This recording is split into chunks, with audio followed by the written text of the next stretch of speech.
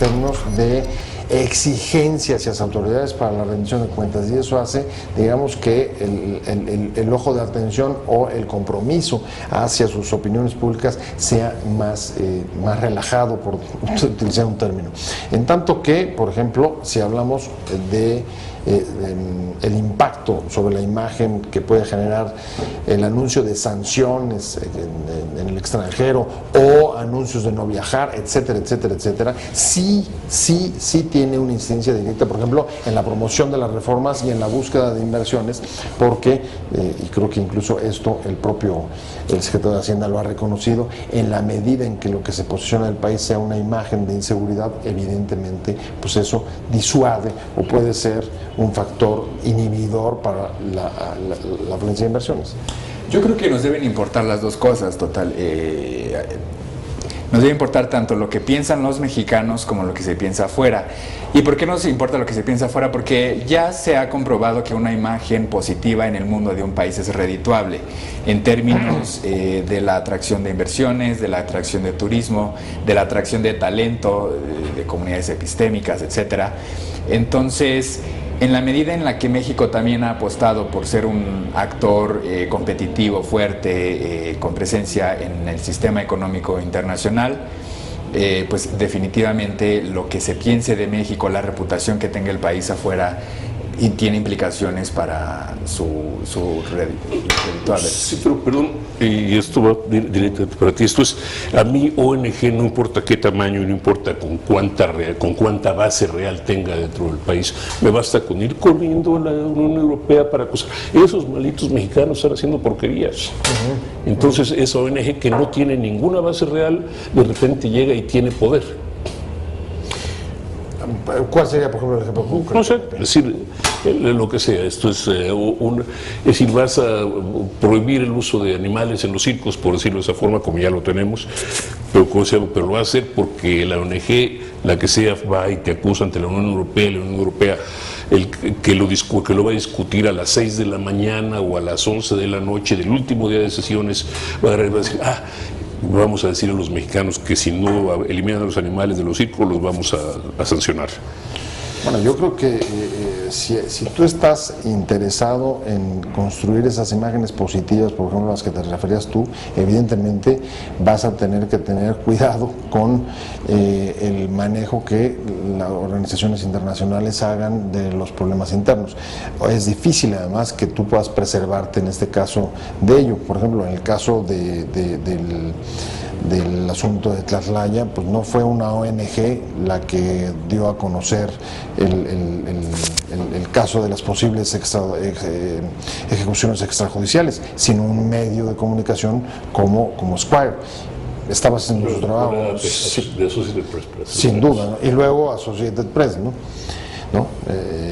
Estamos en un mundo global en el que tanto los medios de comunicación como las organizaciones civiles pues tienen o pueden tener una incidencia directa sobre los asuntos internos. Creo que este es parte del principio del que debemos de arrancar para comprender cómo movernos, ¿no? Y cómo construir esa imagen positiva, por ejemplo, que tú decías. Totalmente de acuerdo.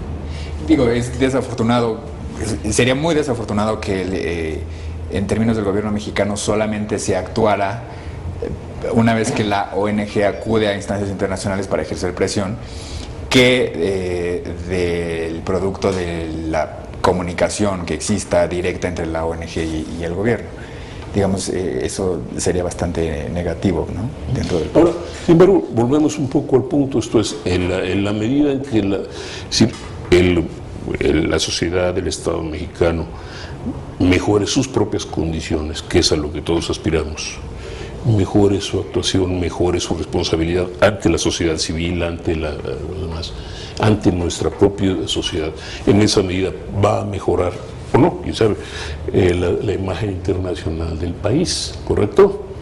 Yo esa idea la compartiría. En la medida en que nosotros tengamos un mayor fortalecimiento institucional, no mostremos, por ejemplo, improvisación en las policías para hacer una investigación que se puede llevar no sé cuántos días, llevamos ya cerca de 2 o 3 semanas, por ejemplo en el caso de Ayotzinapa, que no mostremos debilidad, por ejemplo en los sistemas de procuración de justicia en los estados, que no puedan desaparecer personas o incluso huir líderes políticos como el alcalde de Iguala. En la medida en que nosotros podamos fortalecer internamente nuestras instituciones, nuestras capacidades institucionales, por supuesto que tienes una mucha mayor posibilidad de no solamente de conseguir, sino incluso de resistir los señalamientos que puedan hacer desde fuera, porque en efecto, como tú sugerías en tu intervención, hay también parte de una lucha de intereses en el que tal o cual país puede ser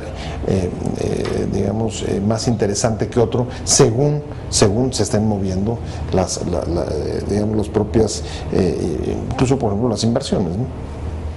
Sí, lo que creo que es totalmente indebatible que una vez que avancemos en la calidad de nuestra educación, en el acceso a la justicia, en el Estado de Derecho, en una mejora institucional en el gobierno, en las policías, etcétera, todo lo que ahora nos perjudica, somos uno de los países más corruptos del mundo, por ejemplo, en esa medida los hechos van a ir hablando por sí mismos y la imagen va a ir cambiando.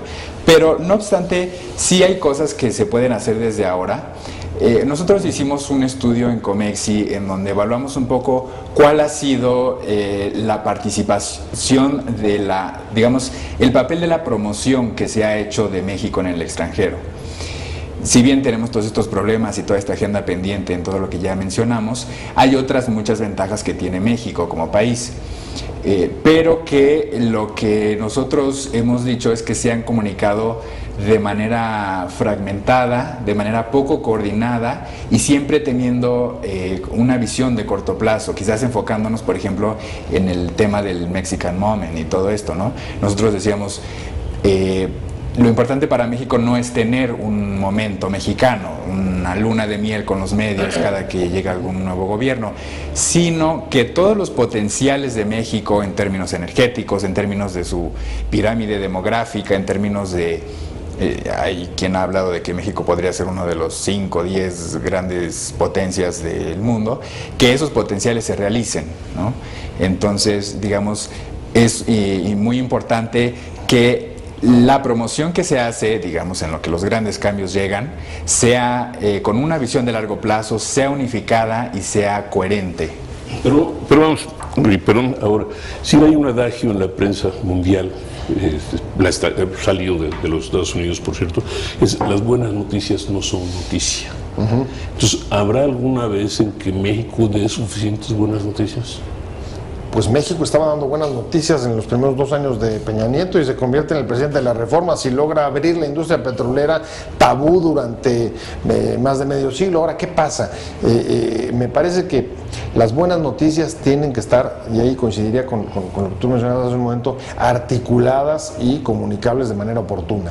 Yo creo que hoy una cuestión que es importante es tener, digamos que articulada la política interior con el efecto y el impacto que puede tener con la política exterior.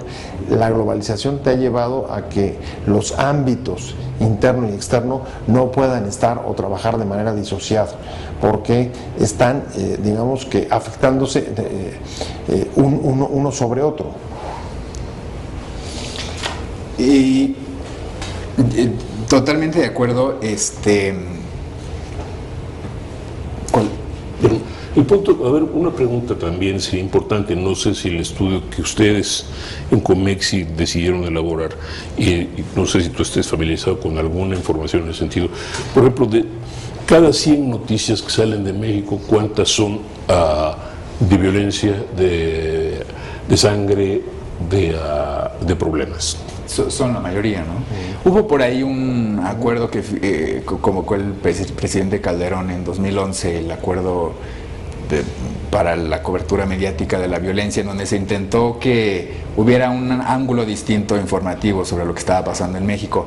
Yo no sé si tuvo el impacto que se esperaba, porque si uno sigue la prensa internacional, la mayoría de las noticias tienen que ver con todo el tema de los carteles. Pero fuera y dentro. Era una cuestión doméstica. Exacto, fuera y dentro. Esto es decir, no hay exactamente una, decimos, insisto, buena noticia no es una noticia.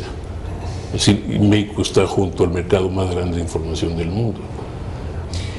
Algo que creo que también le falta al país es una imagen en el mundo. Hay algunos analistas que dicen el hecho de que la imagen de México se deteriorara a partir del combate al narcotráfico del sexenio pasado se hizo tan grave para el país porque antes no había una imagen muy clara de qué es México en el mundo. Entonces vienen todas estas noticias negativas y arrasan con la percepción que se tiene del país. Entonces creo que hace falta también una especie de crear un nuevo lenguaje, un nuevo significado de México en el ámbito internacional. A ver, yo tengo la impresión de que son como dos temas. Un tema es el control que puedes tener o no de lo que se publica afuera, ¿no? Sí, la cantidad de noticias buenas o malas, positivas o negativas. Y otro tema es una definición política sobre dónde quieres poner al país en el mundo y qué tienes que hacer para llegar a eso. Si lo que buscas es convertir a México y llevarlo desde una especie de economía emergente con un proceso de democratización reciente, a convertirlo en un país destacado dentro de la vanguardia de países democráticos, pues entonces ahí vas a tener que cuidar aspectos como no solo de gobernabilidad y de seguridad, sino de derechos humanos. No veo otra. Si es así, entonces, pues digamos que el énfasis de tu política tiene que estar colocado en la definición y en el logro de ese objetivo. Lo otro son asuntos más coyunturales, ¿no?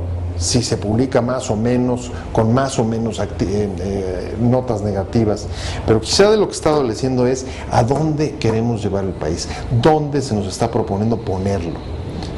¿Es América Latina? ¿Es Europa? ¿Es en qué rejuego? ¿Cuál es la aspiración? ¿Y cuál es la aspiración? Me parece que el gobierno de Peña lo primero que hizo fue tratar de restablecer muchas de las relaciones que quedaron afectadas por el gobierno anterior y volver a, digamos, algo un poco todavía ambiguo de recuperar el liderazgo en la escena internacional que algún día tuvo México, sobre todo en momentos pues, en los que la Guerra Fría lo situó en, digamos, condiciones específicas después de la Segunda Guerra Mundial y la Guerra Fría. Creo que tendríamos que ver que esa clase de condiciones ya pasaron y simplemente pensar en recuperar el liderazgo me parece que es una definición todavía inacabada, ¿no? Ha habido, digamos, que intentos por moverse por varios lados, Estados Unidos, América Latina, pero exactamente cuál es, digamos, el punto de venta del país, cuál es la marca, eso me parece que no está muy definido. Último comentario, última palabra. Quizás el gobierno actual lo que ha tratado de definir de definir a México como lo que han dicho, uno de los pilares de este gobierno ha sido que México sea un actor global con responsabilidad. El anuncio reciente del presidente Peña de la reincursión de México en las operaciones de mantenimiento de la paz podría ir muy en consonancia con ese objetivo. Y es una de las cosas que quizás también hace falta, porque México, siendo uno de los mayores contribuyentes a la ONU, digamos que es un país bueno, en el sentido de lo que platicaba anteriormente, con importantes contribuciones al mundo, eso no se sabe y no se percibe. Entonces, aprovechar estos momentos para realzar las contribuciones de México y, como decías, llevarlo por una línea muy clara, pues es muy importante. Sería muy interesante que el enfoque no volviera a cambiar con el cambio de gobierno en el próximo sexenio, que es lo que sucede. Okay, vamos a dejarlo ahí. Muchísimas gracias. Gracias, Israel Seguín. Gracias. Gracias. Y ante todo, gracias a ustedes por estar con nosotros. Los espero la próxima edición de este foro de análisis global. Muchas gracias. Te invitamos a seguir cuestionando la información con los siguientes videos.